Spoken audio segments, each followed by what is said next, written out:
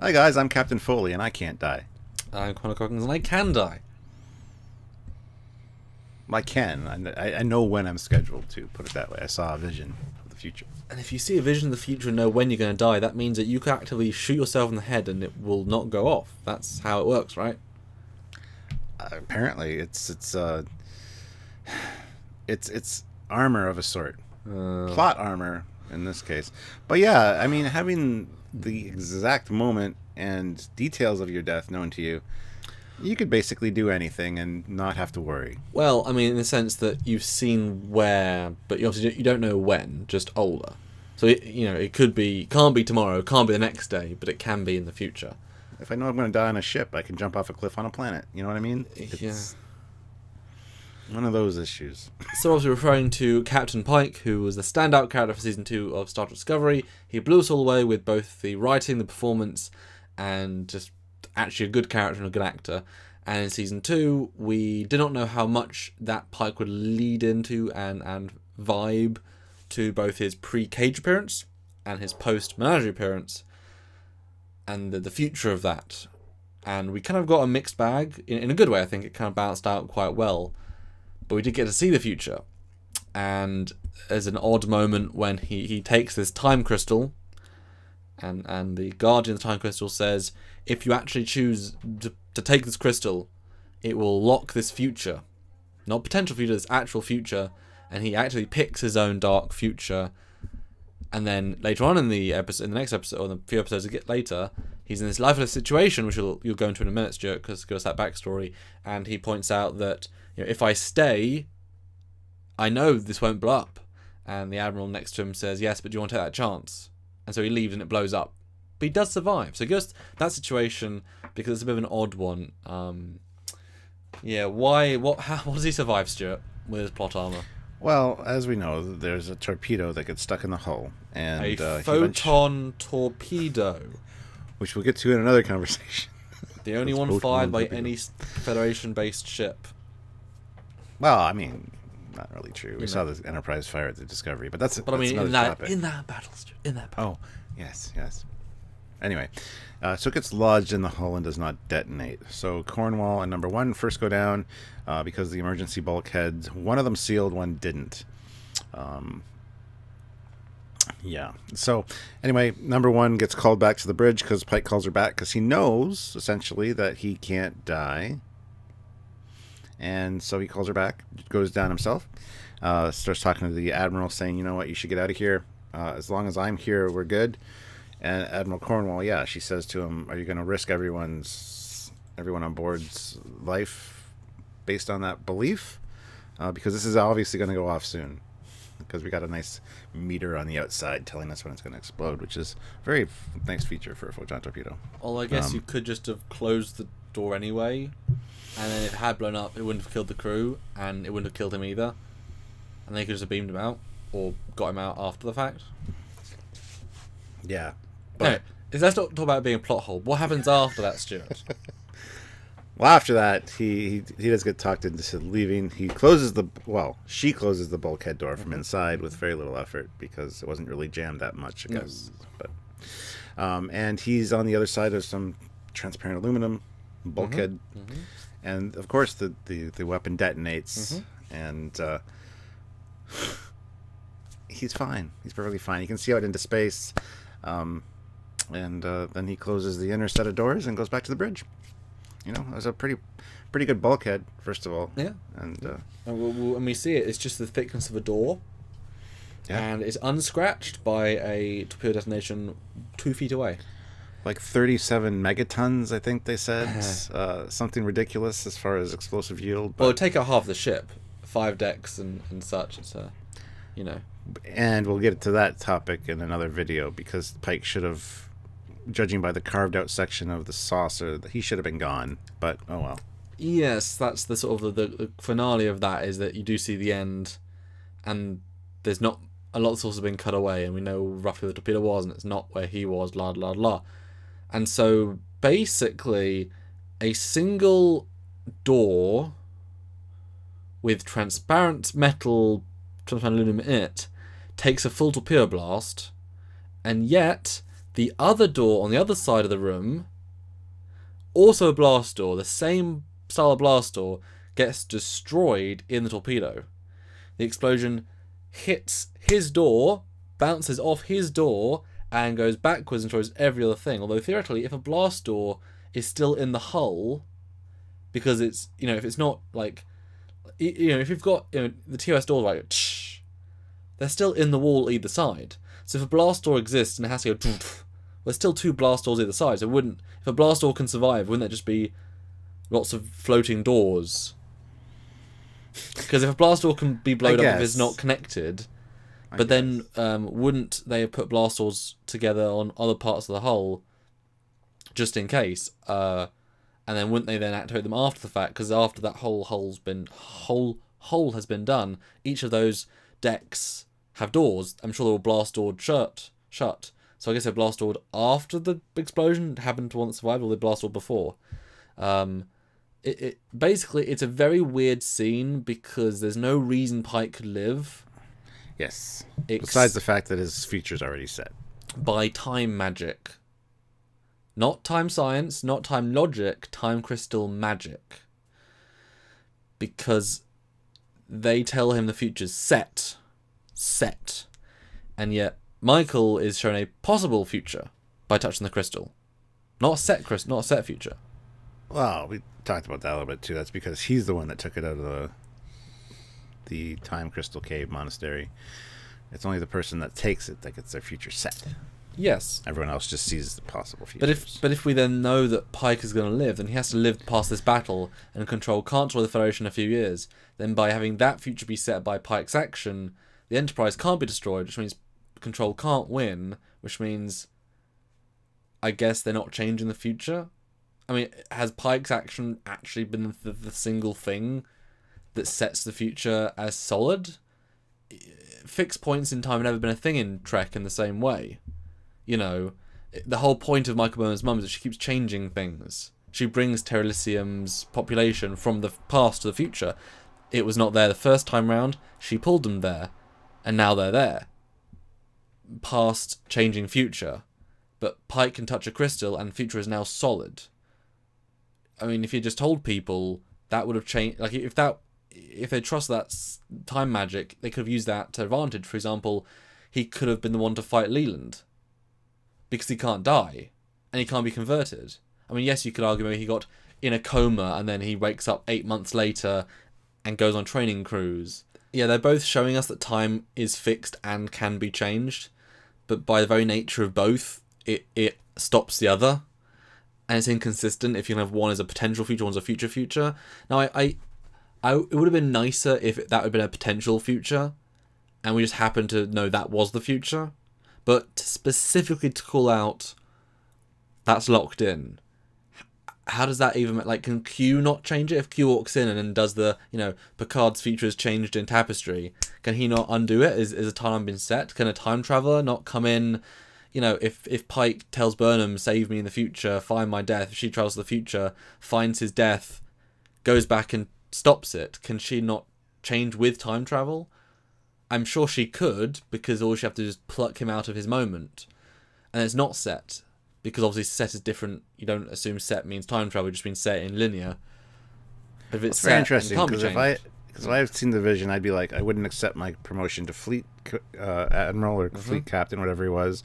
I would not go on a Class J ship. I would never go to an engineering room ever again. That way, I'm always set. Oh, always dye your hair blacker. Yeah. So you never have the grey hair that you have in that scene, Yeah. Because if it's set, is it set exactly as you saw it? That's certainly the implication. This will happen exactly as we see. So if I go blonde for the next 60 years, I will have black hair to dye. Oh, well, the blonde can change, or the crew members can change. Well, then what? It's not set. It's just my death is set. But then why is it... Then basically the crystal's just telling me the crystal's then killing me at that point. If you can change the future, Yeah. It was a little too specific, the vision, I think. It should have been more blurry, like he knows the events of what's going on, but he doesn't know exactly specifics. I don't know. It is a very interesting plot, Armour, and once you've locked in a future like that for yourself, you could literally, like you said, try to shoot yourself in the head, and every time, no matter which gun or phaser or whatever you used, they would never go off. It would be the faulty trigger, no battery pack, whatever. There's always going to be a reason that you can't die that way. It seems like such an odd choice. Well, and again, it's time travel, so... And should he not be, you know, in the shuttle next to Burnham, defending her, because you know that every single weapon is going to miss, and he can turn his shields off, because, you know, if something pisses a hull and kills him, that doesn't work. So he could be in, you know, an unmanned shuttle with no shields, flying next to Burnham. Yes, well, yeah. Why isn't Burnham on his shuttle, flying her out of battle? With all power to engines and no shields, you know the shuttle can't be destroyed. It can be disabled, but it can't be destroyed. You know, there's lots of logical problems there. It goes into the realm of fantasy. You know, in Star Wars, for example, there are you know the prophecy of Anakin Skywalker. That is a future locked. That means that you can predict the future has been predicted. Now, the context of that future is the thing you can't interpret properly, and they fail to interpret. You know, who it could be, when it will be, how they'll do it. Balance the Force means anything. Oh, it means killing all Jedi first, then killing the Sith. Balance by a lot of murder. But that was someone predicting the future. Got to get it right. Just the understanding of it. But the Pike thing is so clean cut. This is exactly where, when, how. You know, like as soon as he sees those new Academy uniforms, like, oh damn, I'm getting killed in the next few years. You know, yeah. Like if he'd just seen the chair, or you know? Or if he's to be fair, he could have seen the vision of the future, accepted it, locked it in, whatever, and then his memory of that disappears, almost non-existence. Right. So he can't remember any details. That would make a lot more sense to me, but that's never clarified. Well, also he knows about it in the episode, so it's, you know, he knows about it in this episode, the final episode. Yeah, it's like I say, it's time crystal magic. The Tyler Vock and Laurel's son says, you know, many people have tried and they always leave insane because they see a bad future for themselves. So I guess if they're not setting their future, does that mean the future won't happen? I mean, if you see a possible future, what are the chances of happening anyway? Do each of those people that see this possible future, you know, not happen then? Do they know they're going to avoid their own death? You know, if Krug, no, not Krug, if Chang goes to that cave and sees his bird of prey blow up in Star Trek 6 and he chooses not to take it, and his bird of prey still blows up in Star Trek 6, it's like, well, was that just happens to be the right alternate future? Or was a time crystal saying, F you're doing it anyway? You know, are the time crystals corporeal, are they sentient? You know, why are they showing one character possible future and two characters the same possible future despite it being changed? Because as soon as Burnham started changing things with the suit, the other lady shouldn't have seen that same future. Not in the exact same way. So it's a very, you know, weird thing. And as you said, surely some great warriors of the Klingon houses. Imagine if you'd seen, well, Babylon 5, you know, he sees his future. A great Klingon warrior, he goes to this cave and he picks one out, and it shows him at 9, you know, clearly massively old, dying in the sleep of a heart attack. And then this warrior now knows, well, I've now set whoever changes time, whatever happens, you know, the Krenim could not change me. If I walked to Delta Quadrant, the Krenim sent a time beam. Nope, my future is time crystal set. I could fight any battle and live. Is that what it's telling us? I think we're looking a little too much into it, but it's hard to say. That's what they told us explicitly. Yeah. Or is it just mumbo jumbo that we get in lots of other Star Treks, like in the mystical thing? This is the this and the this. It's really just he saw a possible future, and now he knows it's a possible future. He's going to actively make it happen because that's, you know, that's what he knows is going to happen. Because if you know the future, you might just say, well, you might walk into it more easily. It's interesting. It's an interesting storytelling device, but I don't know if it really holds up to the light of scrutiny at all, which is sad, but it is what it is. It is amazing plot armor, but it does make the character's journey from then on seem not important because we know exactly what happens. So literally he could jump in an EVA suit, launch himself out of the ship into a sun, and somehow he would survive. I mean, it just takes away all the stakes for the character. Because now if they do a Captain Pike series, you got a 5-year mission with him. No matter where he is, he's not in danger. Unless there's something that comes along that says this could possibly be broken by this. It's like, oh, well, okay, now there might be stakes. But as it sits, it's like, not engaging. I mean, it makes the character now, he fought his fear, but now from now on, he has no fear in what he does. Any battle, he knows he's going to live. Any disease, he knows he's going to live. A disease killing his crew, if he lets himself be infected to make the antibodies, he knows he's fine. It's now weakened the character in his every day. What if he flew towards the sun? I guess the sun has to back down in that game of chicken.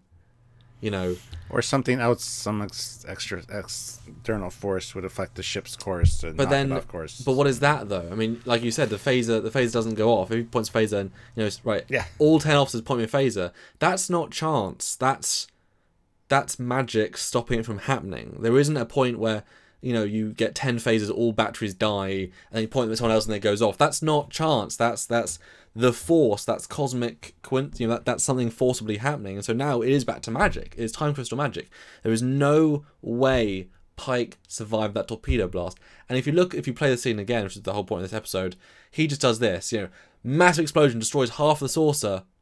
Oh, the little bit of light. He barely flinches. Barely flinches. That's something that destroys.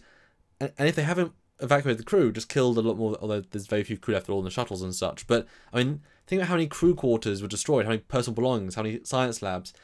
It might have destroyed the phaser emitters, depending if it hit the lower sensory dome. It destroyed part of the registry, so all the robots are gone. We talked about in the previous episode, all the robots have been destroyed, all their facilities have been destroyed, most of the phasable turrets have been destroyed. It's a hefty amount destroyed, and yet Pike, through one door and this thick, survives.